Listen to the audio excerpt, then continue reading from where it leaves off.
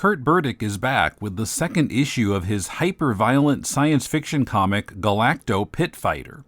It's good and bloody, but is it bloody good? The issue is titled Requiem for a Humanzee, so please ignore our misreading of the title in this episode.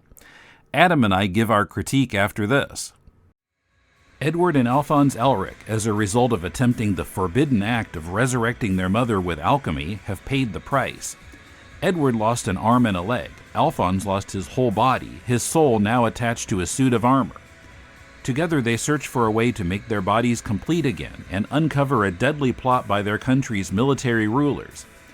That's the concept of Hiromu Arakawa's Fullmetal Alchemist, one of the best manga ever made.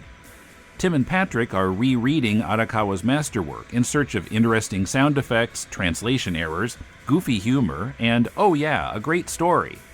The podcast is The Law of Equivalent Exchange, a chapter-by-chapter look at the manga Fullmetal Alchemist.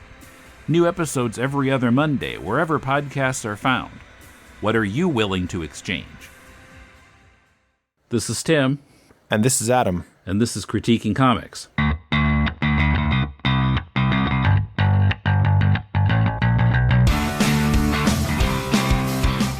Welcome to Critiquing Comics. This is Tim in Tokyo with Adam in Nagoya. How's it going?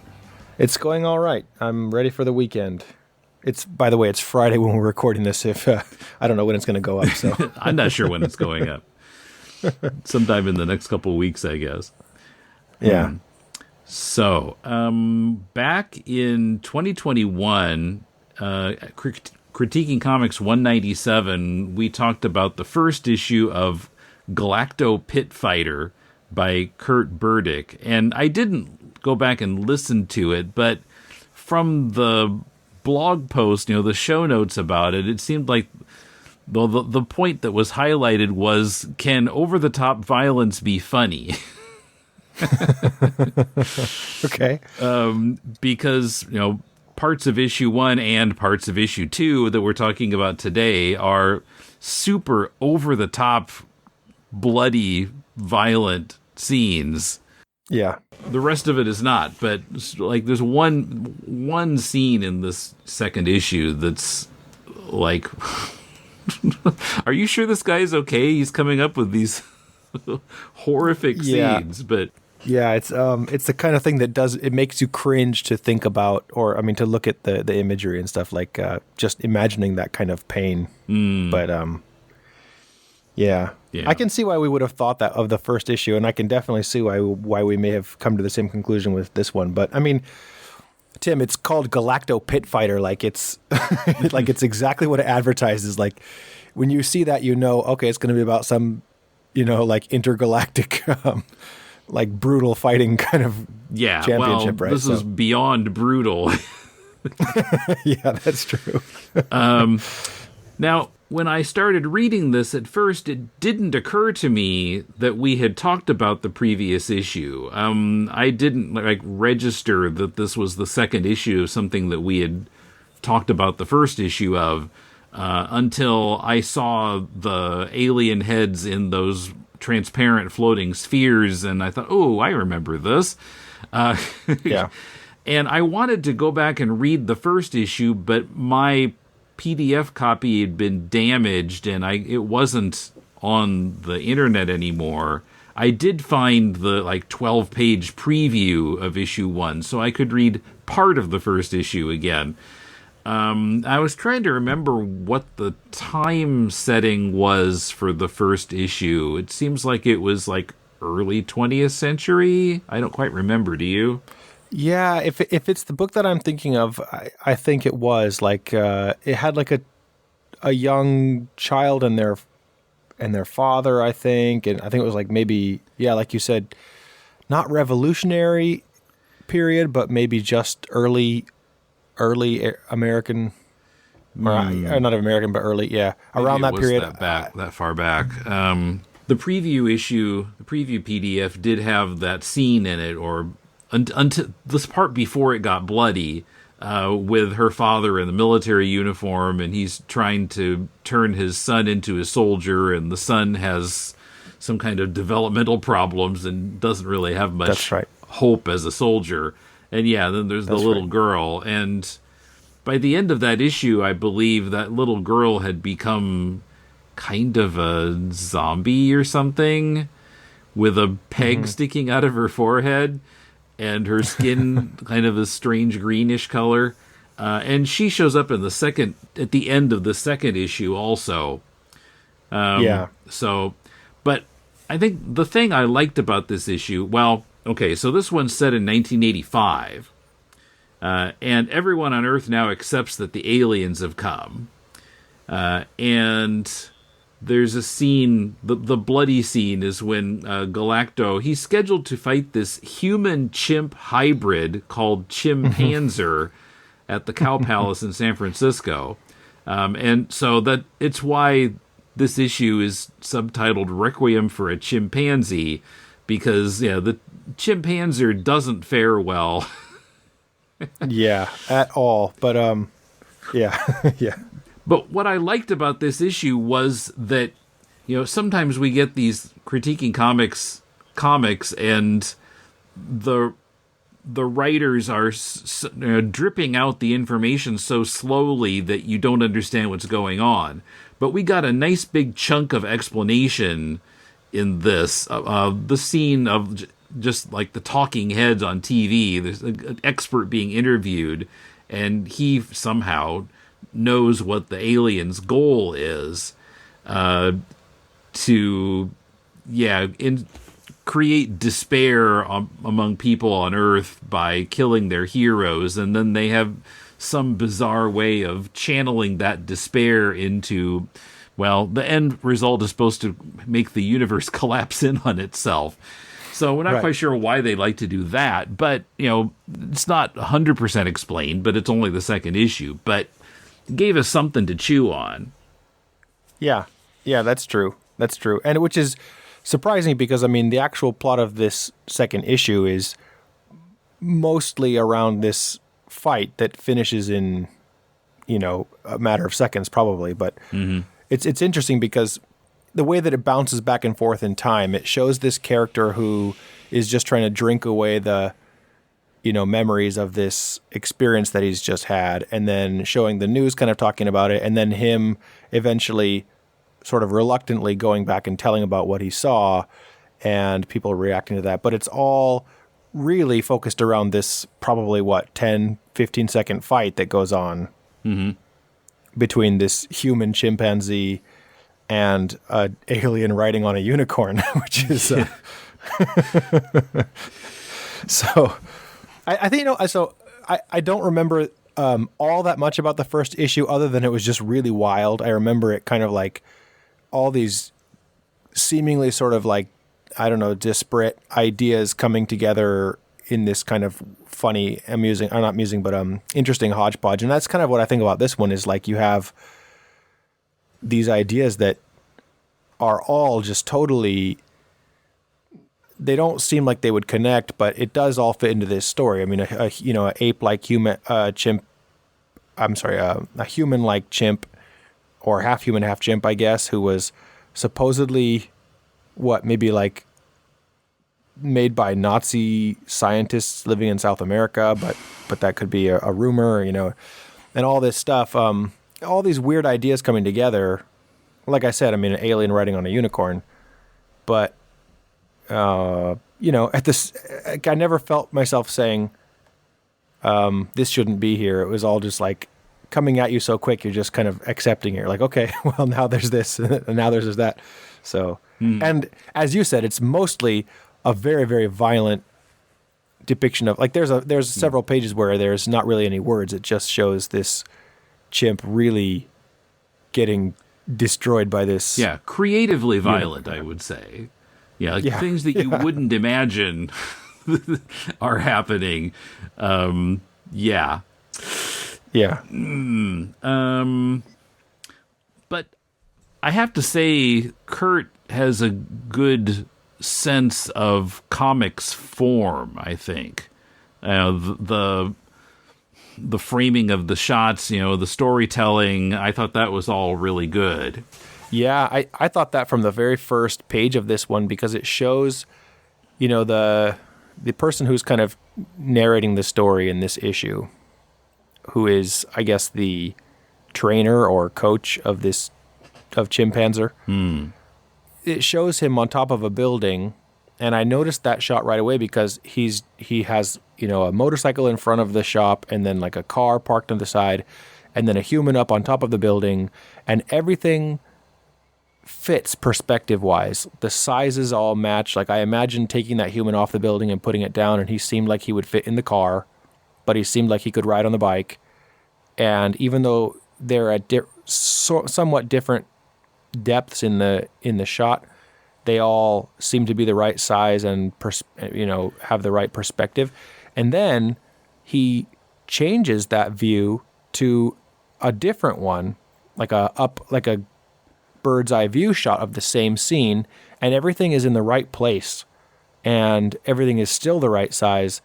And from a drawing perspective, that's a big challenge to make all of those things work,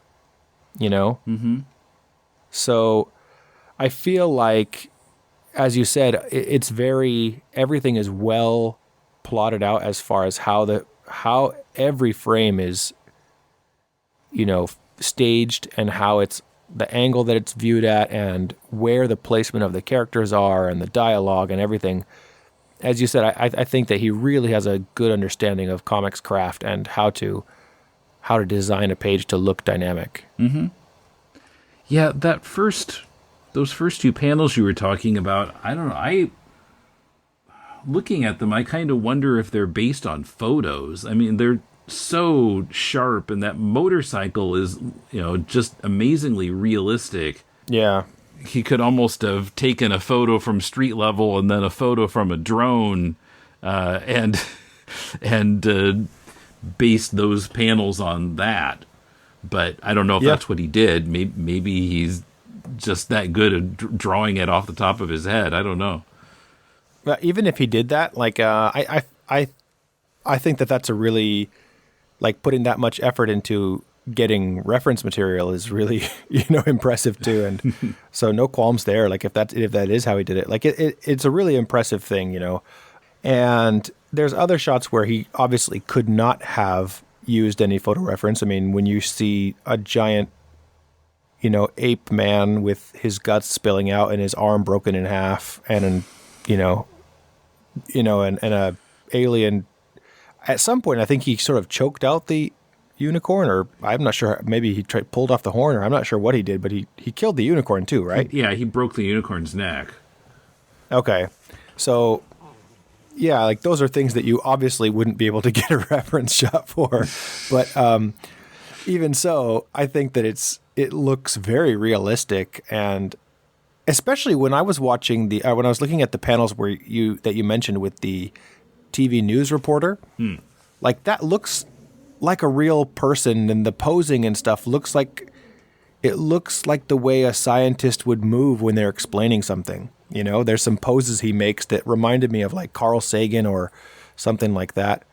So I'm inclined to feel like this artist just has a really, really keen sense of how objects ought to look in space, So I did wonder, though, if this TV interview was the best way to get that information across. I might have liked something a little bit more visual.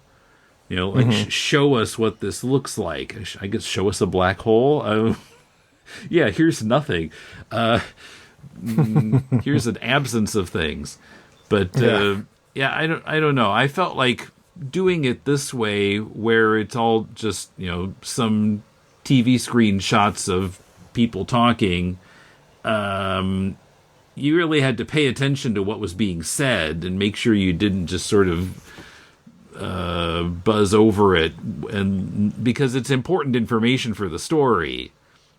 And I would have liked some kind of illustration of what he was saying. Yeah, maybe. I agree to an extent. I also feel, though, I'm glad that it wasn't just a text dump. Like you said, he did it in a way that was still visual, at least. Yeah. I mean, he could have had just one TV screen and a huge word balloon. Right. Yeah, which is, I think, the way a lot of the bigger publishers would have done it. So he broke it up. He broke the text up into nice little segments that are digestible. And so I actually didn't really have any problem with that. And especially the balance of wordless pages and text-heavy pages was kind of nice, because you'd have big blocks of text like that, and then all of a sudden it would go to a scene where it's just kind of pages of action. And so it was a good blend, I felt, in that way. I do also, now we've said this before, I think with the first time we talked about his books, but I do feel like the color is also expertly done. Mm-hmm. It's very, very colorful, actually, because there's all these different, the aliens are sort of a purplish color, and then or at least the Galacto pit fighter himself is. And even characters like the chimpanzee, who is, should be just kind of, a chimpanzee is typically just kind of black hair and brownish skin, but he, depending on the lighting and depending on how the shot is framed, he has different kind of color palettes that he appears in. So I think the coloring was really expertly done.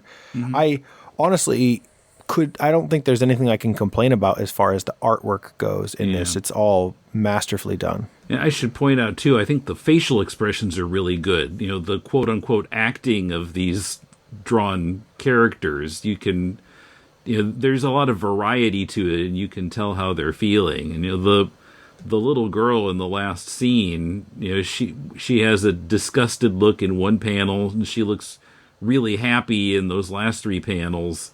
And yeah, I think that's also well done. Yeah.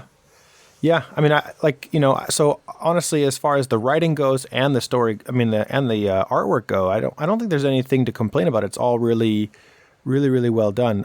It's just a matter of if you have a stomach for the over the top violence or not. Yeah. It's just a matter of taste at this point, because the comics craft is really good.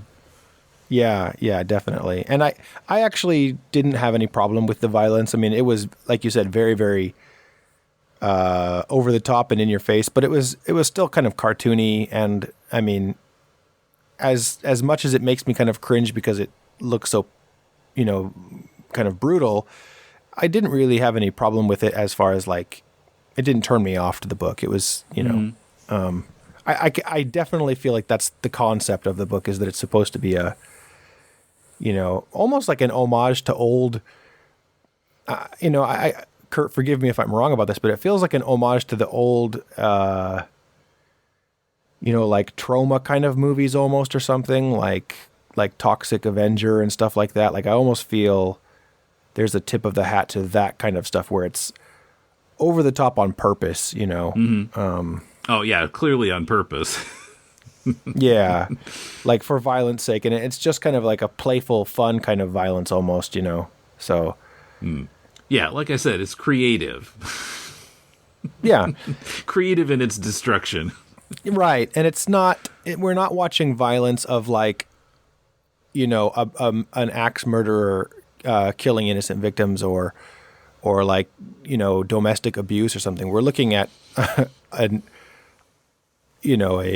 unicorn trampling a human-sized chimpanzee. So it's you have a suspension of disbelief there, Yeah, and an alien, and yeah, all that kind of stuff. So, but yeah, definitely a huge caveat to everybody who wants to pick up this book is that be ready for some in-your-face blood and guts. And yes. Yeah, quite literally guts in your face. There are intestines and stuff popping out right out at the reader. Yeah, I had to take a shower after reading it because I was all just the mess on me was do the laundry and Okay. Yeah, but I'm enjoying this series, so I'm glad that he sent it to us. Yeah. Looking forward to the next one. So, listeners, if you'd like us to critique your comics, send a PDF or a link to mail@deconstructingcomics.com, and we'll read it and talk about it here. So, thanks for listening, and thank you, Adam. Thank you, Tim.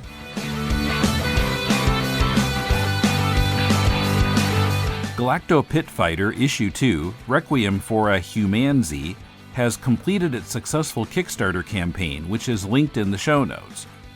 You can help the Deconstructing Comics family of podcasts by joining us on Patreon at patreon.com/deconcomics, and go to deconstructingcomics.com to connect to us on Twitter, Facebook, or YouTube, to shop on Amazon to support the show, and to find links to subscribe to the podcast. Our theme is from bensound.com. On Wednesday, Jason and I critique a silent comic written by a 13-year-old with large, detailed panels. The book is Christiania by Abi Bihi and artist Taka, a take on the ills of social media by someone who doesn't remember a world without online culture. So more critiquing comics coming in just 4 days. Till then, this is Tim, and thanks for listening to Critiquing Comics.